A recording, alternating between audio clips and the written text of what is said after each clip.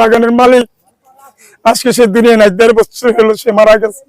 সে একবার এই বাগানের আমি একবার বিক্রি করছি, সবগুলো বাগান হয়তো নষ্ট হয়ে গেছে। আজকে তার কবরস্থানের পাশে আমরা কবর দিছি। হয়তো মেন কথা এই বাগানের মালিক অনেক ভালো মানুষ ছিল।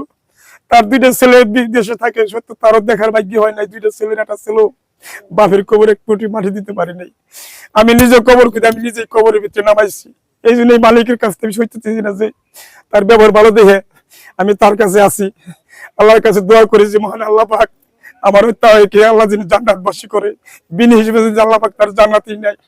ভাই আসেন আমার বাগানে এসে দেখে যান, যে ব্যক্তি নাই তার বাগানটা আছে পইরা।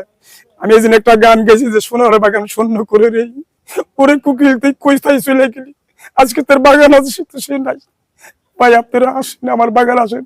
আর সবাই আবারও কই আপনারা সবাই ফরিদপুর যার জমি আছে সে একটা করে বাগান করেন, যার জমি আছে আবারও বলে আপনারা একটা করে বাগান করেন। আম এখন মানুষ খায় 150 200, কিন্তু আমাদের বাগান থেকে আপনারা মার্কেটে 50 টাকা কেজি কিনে বানালাম, আমি বেশি 220 টাকা, আপনারা কিনে 50 টাকা কেজি। যদি সবাই বাগান 4 মুহূর্তে আম ঢাইলে ফরিদপুর শহর আসে, ভাই কিরা কয়টা খায়? আমরা কয় অত দাম দিয়ে কিসের জন্য আম খাবো? সবাই বাগান করেন, দোয়া করি আল্লাহ পাক সবাই ভালো থাকেন। আচ্ছা ভাই, ঠিক আছে।